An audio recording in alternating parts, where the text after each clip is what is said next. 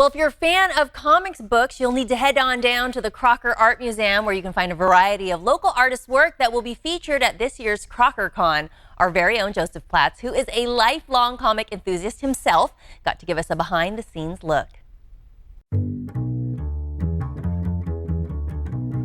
Hey everyone, we're here at the Crocker, and I am with John Williams, who is a local comic book artist / podcaster.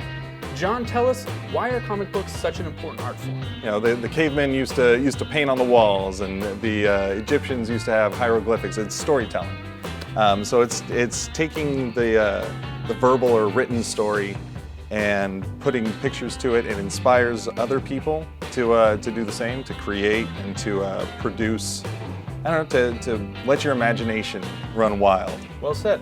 As a comic book fan myself, I must say, growing up with it, it does inspire and makes you want to pretend and be a better person as well as create. I love drawing too because of comics. Mm-hmm. Now you, again, are an artist. You have a comic here being brought to life at the Crocker. Tell us, how is that going on? Me and my writing partner are creating a comic called Space Oddities. It's a comic about antique collectors, if you will, in space, in a time when it's post-scarcity, so there's nothing that people want for. It's kind of a Hitchhiker's Guide to the Galaxy meets Indiana Jones. Nice. So it's like a sci-fi adventure comedy. With the Crocker exhibit here, what we're doing is we are showcasing the process. So we've got stuff that goes from script to layouts to pencils to inks, and then from there it'll go onto the computer and get some digital colors or scaling, and then we will debut it at CrockerCon in September. It's awesome. I love seeing the process. I love seeing step by step. Once again, as a kid, I was obsessed with seeing that kind of stuff, and this is a great peek into the process. So tell me, as an artist, what is the hardest part of making a comic? Oh boy. Mostly I would say time management is a big thing, especially when you have day jobs or when you're all grown up and you have family life.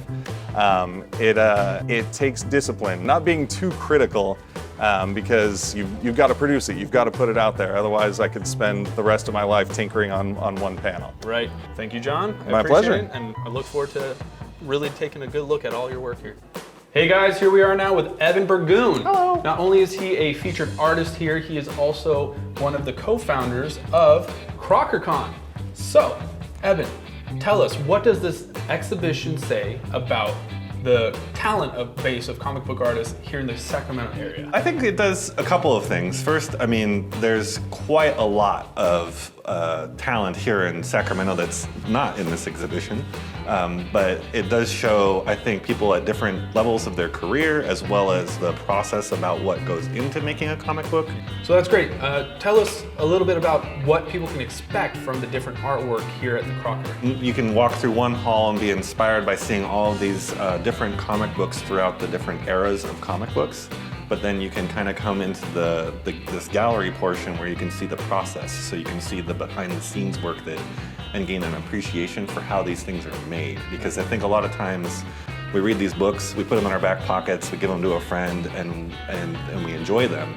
But we don't necessarily get into the minutia of like how a script informs thumbnails, which turns into letters and pencils and inks and all those things kind of coalescing, and a lot of people's different vision collaborating together and making something beautiful. So Evan, as a comic book artist and creator yourself, how long does it take to create a comic book? Well, you know, a lot of these exhibits will break down just one page, and from script to finished page, you know, that can be in the hands of, you know, multiple artists, sometimes even multiple writers. Yeah, so it really depends, but I mean, a standard 24-page comic book that you kind of get for, you know, $5 at a comic book store, like you're probably looking at somebody, a creative team working for at least a month to make that.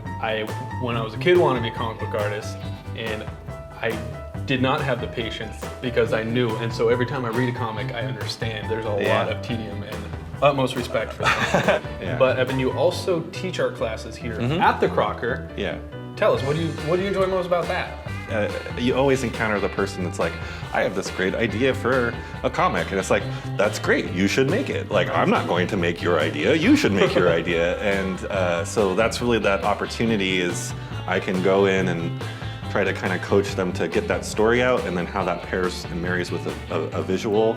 And then they usually produce little comics by the end of that exhibit. And at the same time, like, I do it for adults as well as kids, because they both need to hear the message that comics are for everybody and that they're reading. Because kids get told all the time that, you know, put away the comic and do your homework, which is it's okay to say, like, you need to have time management, but it's bad to say comic books are brain junk, or they're not good for rot your brain, or any of that kind of stuff. That's garbage. And adults had heard that sometime as a kid, which is too bad. Literacy is something that should be valued. Writing off a medium is ridiculous. You are also, as mentioned before, one of the co-founders of the CrockerCon. Yeah. Why is it so important for you that exists here? It's really about reminding people in a museum setting that there's a bridge that can be made. The fine art patrons, the people that love museum art can cross this bridge to meet the pop artists that are doing the same kind of work. They're just getting a different, you know, they're going about it in a different way. I personally, I love it. I love the concept, and I love seeing comic art in a museum. Yeah, so it's amazing. It's wonderful. Love to the Crocker for thank that. You, Crocker. Thank you, Crocker. This interview involves commercial content. The products and services featured appear as paid advertising.